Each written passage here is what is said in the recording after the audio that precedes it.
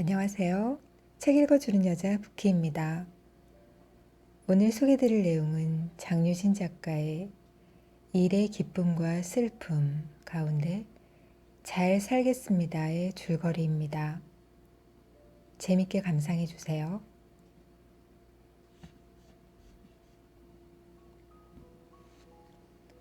구제와 내가 하객 명단을 만들 때 세운 기준은 이 사람이 결혼한다면 내가 기꺼이 결혼식에 갈 것인가 였고, 빛나 언니는 그 기준에 전혀 부합하지 않았기에 청첩장을 줄지 말지 고민조차 하지 않았었다. 그러나 지난 수요일 퇴근 무렵 빛나 언니는 왜 나한테는 얘기 안 했어? 빨리 청첩장을 달라는 투정조의 메시지를 보내왔다. 이 언니랑 내가 이렇게 친했었나 싶어 대화창을 올려보니 마지막으로 나눈 대화가 무려 3년 전이었다. 먼저 달라는 사람한테 안 줄 수도 없고, 그렇다고 이 언니를 위해 따로 시간을 내기도 싫고 해서 나는 대답했다. 아, 언니, 안 그래도 이번 주 금요일 동기들 몇몇 모여 술 마시기로 했어요. 그때 나눠줄 테니 와요. 오랜만에 다 같이 얼굴도 볼 겸.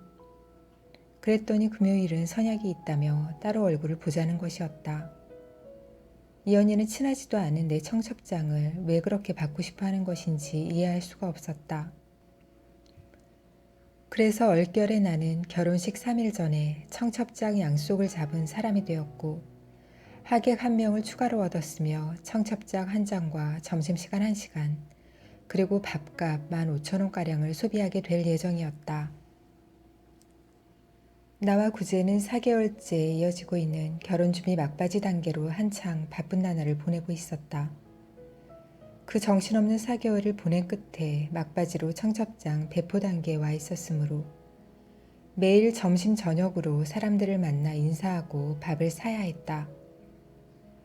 언니는 결혼식 일주일 전 예비 부부가 얼마나 경황 없는지 모르는 모양이었다. 이럴 때는 말로 축하해주고 눈치껏 신혼여행 다녀와서 보자 하는 센스가 필요했다. 빛나 언니는 모르는 게 너무 많았다. 회사 근처 새로 생긴 일본식 덮밥집에서 빛나 언니를 만났다. 메뉴판을 골똘히 들여다보던 언니가 에비동을, 나는 사케동을 주문했다. 음식이 나오자 언니는 안 그래도 큰 눈을 더 크게 뜨고 활짝 웃더니 손뼉까지 치며 말했다. 우와, 여기 새우 진짜 많이 준다. 여기 너무 좋다, 그치? 나는 좀 의아한 마음이 들었다. 언니가 특 애비동 시켜서 그런 거잖아요. 스페셜 메뉴판의 특 사이즈를 언니가 콕 집어 시킨 것이었다. 아, 참, 그렇지? 언니가 긴 생머리를 양손으로 한데 모아 잡더니 한쪽 방향으로 다시 늘어뜨리며 말했다. 너무 많아서 다 먹을 수 있으려나 몰라. 나를 바라보며 무고하게 웃는 언니를 보니 어쩐지 가슴 한구석이 답답해졌다.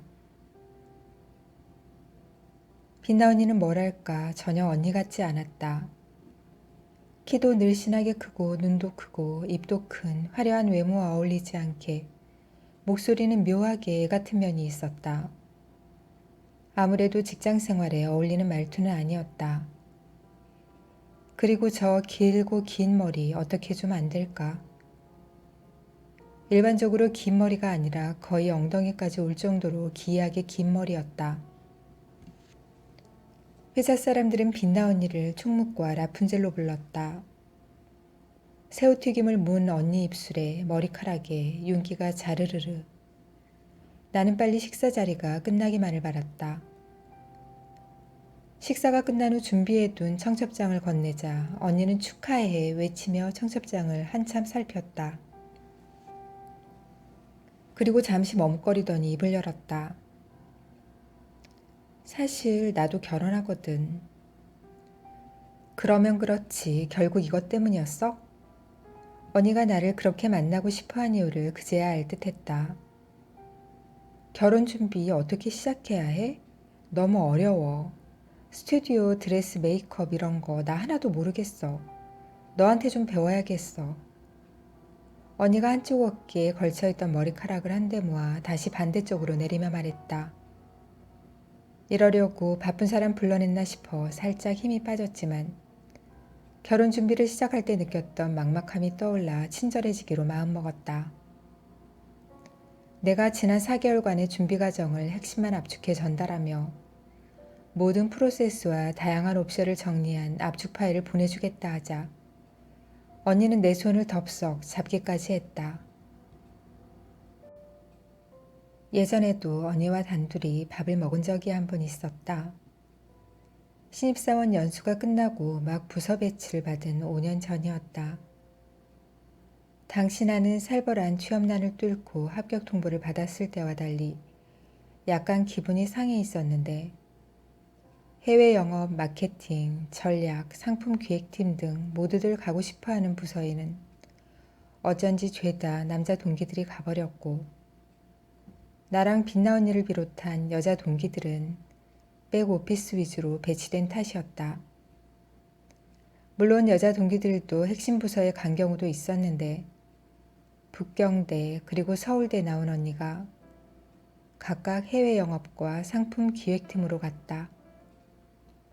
나는 경영지원팀의 핵심인 ERP과에서 일하기는 되었지만 백오피스는 백오피스였다. 더 우울한 건 나와 같은 경영지원팀에 배치된 동기가 빛나 언니라는 사실이었다. 빛나 언니와 내가 같은 여대를 나온 것은 사실이지만 신입사원 연수 내내 나는 빛나 언니보다 내가 훨씬 더 능력 있다 생각했다. 언니는 삼수생인데다 졸업 후 취업 준비를 1년이나 더 하는 바람에 나보다 3살이나 많았고 내가 1학년 때부터 대기업 취업을 목표로 대외 활동과 스펙 쌓기에 열을 올려 화려한 이력을 가진 것과 달리 빛나 언니는 그 흔한 단기 인턴 경력조차 없었다. 경영지원팀에 출근한 지 딱 2주째 되던 날 인사팀의 공지 메일을 받게 되었다. 마케팅팀에 2명의 TO가 발생한다는 정보와 함께 사후 여러분들의 많은 지원 바랍니다. 라는 문장으로 마무리된 메일이었다. 그 사후 여러분에 혹시나 신입사원도 해당되는지 또 여기서 얼마나 버티면 사내 이동이 가능한지 알고 싶어 막 회신 버튼을 누르고 우선 질문이 있습니다. 적은 뒤 어떻게 하면 정중하면서도 주제넘어 보이지 않을까 고민하던 순간이었다. 갑자기 사무실이 술렁였다. 이상한 기분이 들어 뒤를 돌아보니 어느 대리의 모니터 앞에 사람들이 모여 웅성거리고 있었다. 무슨 일 있나요? 메일 못 봤어요? 네? 무슨 메일이요? 이거.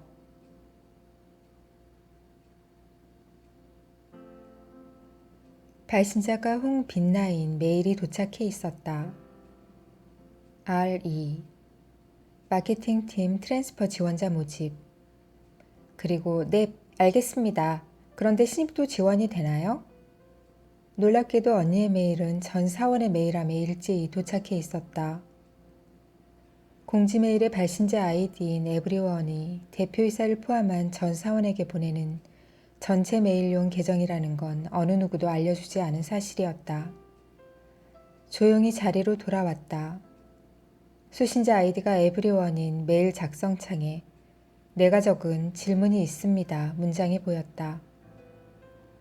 이 회사 전체를 휩쓸고 있는 수근거림의 주인공이 내가 될 수도 있었다 생각하니 한없이 아찔했다.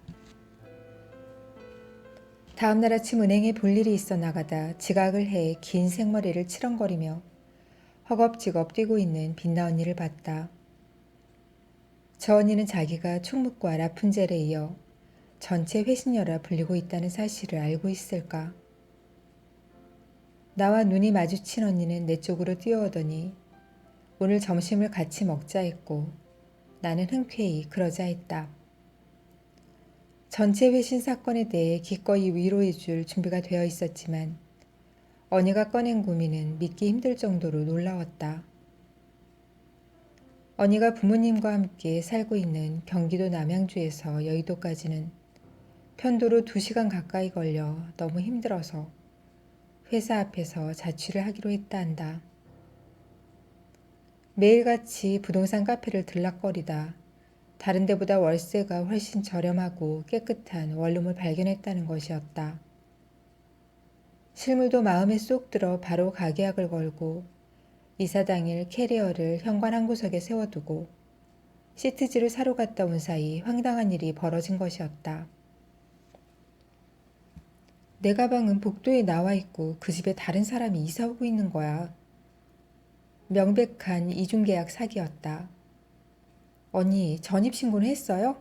확정일자 안 받았어요? 확정일자? 그게 뭔데? 언니의 커다란 눈에 눈물이 고이기 시작했다. 나는 27이나 먹고도 이런 기본적인 부동산 상식을 모르는 사람이 있을 수 있다는 사실에 좀 놀랐다. 문제는 이게 다가 아니었다. 엄마 아빠한테 혼날까봐 여태까지 일주일째 캐리어와 함께 호텔에서 생활하고 있다는 것이었다. 나는 순식간에 할 말을 잃었고 체한 것처럼 명치가 뻐근해졌다. 우리 기수 중에 막내였던 나는 연봉도 비슷한 마당에 나이 많은 동기에게 밥을 얻어먹는 것을 불편해했다. 특히 빛나 언니한테는 어쩐지 얻어먹으면 안 될 듯한 기분이었다. 나는 계산할 때 준비해둔 10,000원짜리를 내밀었고 자연스럽게 더치페이를 할 수 있었다. 사무실로 복귀하는 길에 카페에 들렀다. 커피는 밥보다 부담스럽지 않은 가격이니 빛나언니가 사겠다 하면 말리지 않아야겠다 생각하며 몇 가지 상황을 그려봤다. 첫 번째는 언니가 지갑을 꺼내며 이건 내가 살게 라고 하는 아주 깔끔한 경우였다. 그러면 놀랐다는 듯 진짜요? 감사합니다 하면 될 것이었다. 두 번째는 내가 먼저 카드를 내밀고 있을 때 언니가 아니야 이건 내가 살게 하는 것. 세 번째는 내가 먼저 계산을 하고 언니가 자기 몫을 현금으로 주거나 계좌로 붙여주는 경우였다. 일어날 확률은 가장 낮지만 그래도 자기가 먹은 건 자기가 낸다는 점에서 나쁘지 않다 볼 수 있었다.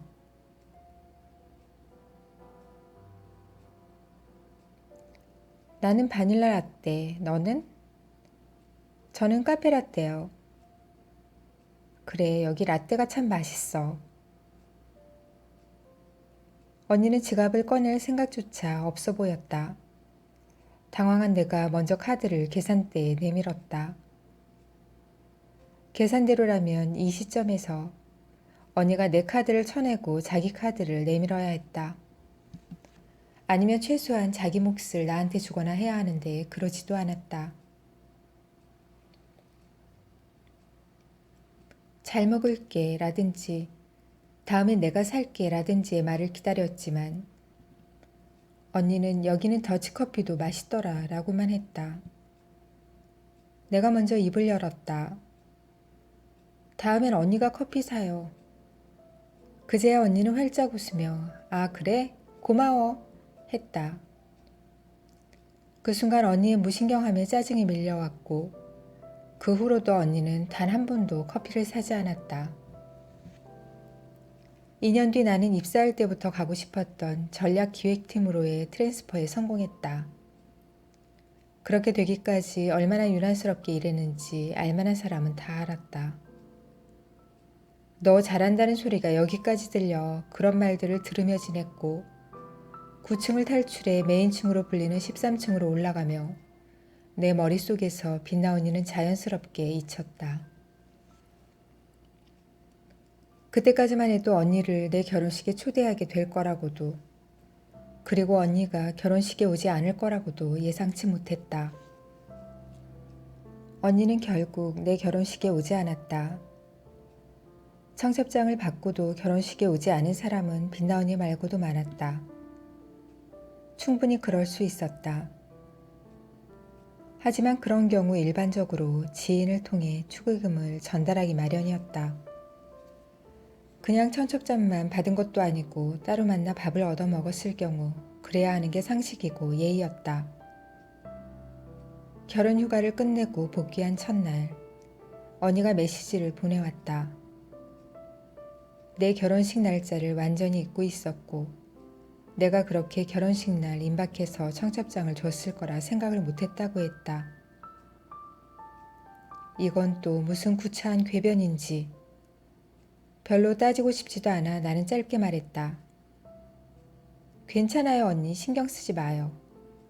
더는 빛나 언니와 엮이고 싶지 않았지만 언니는 우리 사이에 돈으로 주긴 그렇다며 선물을 주고 싶다고. 필요한 거 찾아보고 말해줘 한다. 그날 저녁 휴가 기간 밀린 업무를 처리하던 중 빛나 언니가 말한 선물이 떠올랐다. 마음 같아선 아무것도 안 받고 나도 언니 결혼식에 안 가고 그러고 싶은데 언니는 자기 결혼식에 나를 초대할 생각인 것 같았다. 얼마짜리를 골라야 하나. 언니랑 내 사이는 딱 축의금 5만 원 정도의 사이였다. 딱 기본 금액. 인터넷 쇼핑몰에 접속해 5만 원 선에서 살만한 걸 고르고 있자니 이걸 왜 내가 검색하고 있어야 하나 부하가 치밀었다. 돈으로 주기 싫으면 주지를 말든가 굳이 선물을 하고 싶으면 자기가 센스 있게 5만 원 한도 내에서 선물을 알아서 골라오든가. 적당한 걸 고르는 것도 일인데 그걸 왜 나한테 외주를 주고 있지? 홧김에 쇼핑몰 창을 닫아버렸다. 다음날 빛나 언니가 선물 생각해봤어? 라고 메신저로 물었다. 나는 이 이상한 상황을 벗어나기 위해 언니 됐어요. 그냥 밥이나 사요. 했다. 그렇게 뜻하지 않게 빛나 언니와 또 밥을 먹게 되었다.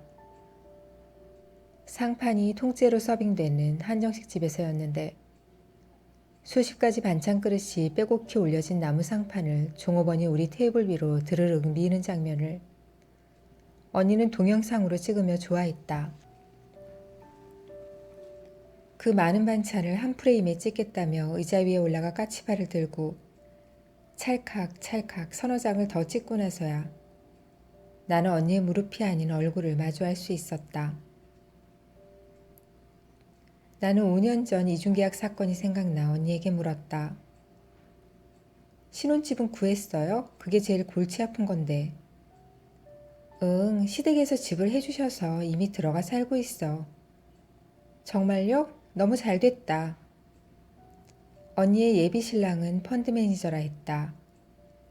경제 감각이 부족한 언니가 여유 있는 시댁과 숫자 쪽에 능통한 남자를 만나 다행이란 생각이 들었다. 언니의 메신저 프로필 사진에 매번 등장하던 남자가 펀드 매니저였구나. 언니는 늘 남자친구와 함께 찍은 사진을 프로필 사진으로 해두곤 했다. 사이가 안 좋을 때는 쓸쓸한 일러스트를 그 주기가 몇 개월 단위로 반복되었기에 총무과 라푼젤의 연애가 순항 중인지 아닌지를 온 회사 사람이 다 알 정도였다. 이번에는 언니가 밥을 샀다. 우리가 먹은 한상 정식은 1인분에 2만 5천 원이었다.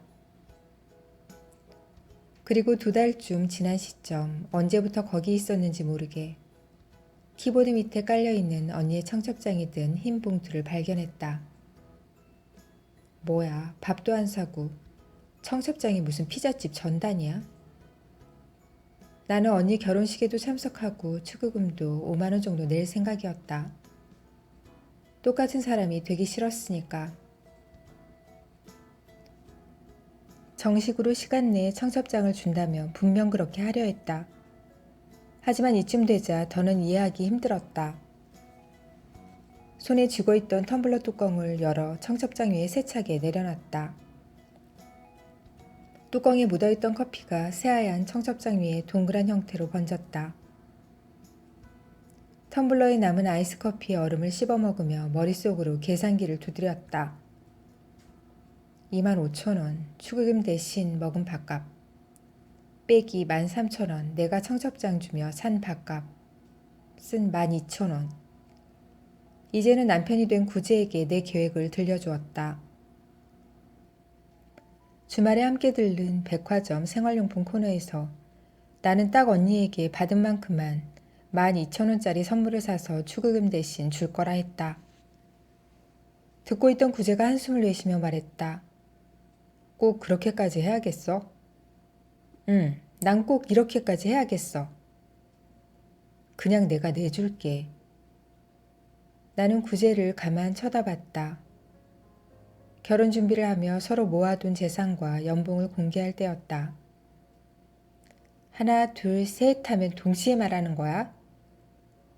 그때까지만 해도 가족 오락관 찍는 것 같다는 농담을 하며 웃고 있던 우리는 셋 하던 순간 서로 외치는 숫자의 앞자리가 다르다는 사실을 깨닫고 당황했다. 1,000만 원. 정확히 세전으로 1,030만 원 차이였다. 내가 2년 동안 백오피스에 있어서 그랬나 봐. 그래, 그게 맞다 치자. 나는 왜 2년 동안 거기 있었을까? 이력서에 빼곡했던 내 경력이 전략기획팀으로 가고 싶다 말하고 있었는데 내가 일을 못해 그랬나? 그런데 시켜보지도 않고 어떻게 할까? 지금은 같은 부서에서 같은 일을 하고 있는데 왜 연봉 차이가 이렇게 많이 나야 할까? 부제가 일을 잘해서? 대체 얼마나? 딱 1,030만 원어치만큼? 지금 뭐라고 했어? 그까짓 5만 원 내가 내준다고. 내가 지금 돈 때문에 이러는 것 같아? 어째서인지 나는 숨을 몰아쉬고 있었다. 빛나 언니한테 가르쳐 주려고 그러는 거야. 세상이 어떤 원리로 돌아가는지. 5만 원을 내야 5만 원을 돌려받는 거고 12,000원을 내면 12,000원짜리 축하를 받는 거라고. 아직 모르나 본데 여기는 원래 그런 곳이라고 말이야. 애비동에 새우가 빼곡히 든 건 가게 주인이 착해서가 아니라 일반 애비동보다 4,000원이 비싼 특 애비동을 주문한 때문인 거고 월세가 싼 방에는 다 이유가 있고 7억짜리 아파트를 받았다면 7억 원어치 김장, 설거지, 전부치기 그 밖에 종종 거림을 평생 갖다 바쳐야 한다는 거. 디즈니 공주님 같은 찰랑찰랑 긴 머리로 대가 없는 호의를 받으면 사람들은 그만큼 맡겨놓은 거라도 있는 빚쟁이처럼 호시탐탐 기회를 노리다가 뭐라도 트집 잡아 깎아내린다는 거. 그걸 빛나 언니한테 알려주려고 이러는 거라고 나는. 구제는 내가 뭔가 잘못했구나. 그래서 제가 화가 났구나 하는 사실 이외에 아무것도 못 알아듣겠다는 눈을 하고 나를 봤다. 나는 진열대에서 바닐라 향이 나는 핸드크림을 집어들고 점원에게 신경질적으로 물었다. 이거 얼마예요? 세일해서 11,000원입니다. 1,000원이 부족했다. 나는 선물 카드를 한 장 뽑아 들었다. 이거는요? 1,000원입니다. 이거랑 같이 주세요. 모두 해서 12,000원입니다. 선물용 인지를 확인하고 점원이 포장을 시작했다. 알맹이에 비해 포장이 과하다는 생각이 들었다. 12,000원을 채웠지만 편지를 쓰는 건 내키지 않았다. 그렇다고 빈 카드를 줄 수도 없어 차일피일미루다. 결혼식 전날에야 펜을 들고 무작정 첫 문장을 적었다. 빛나 언니 결혼 축하해요. 우리가 만난 지 벌써 5년이란 세월이 흘렀네요. 진부한 문장이었다. 하지만 볼펜으로 써서 지울 수도 없었다.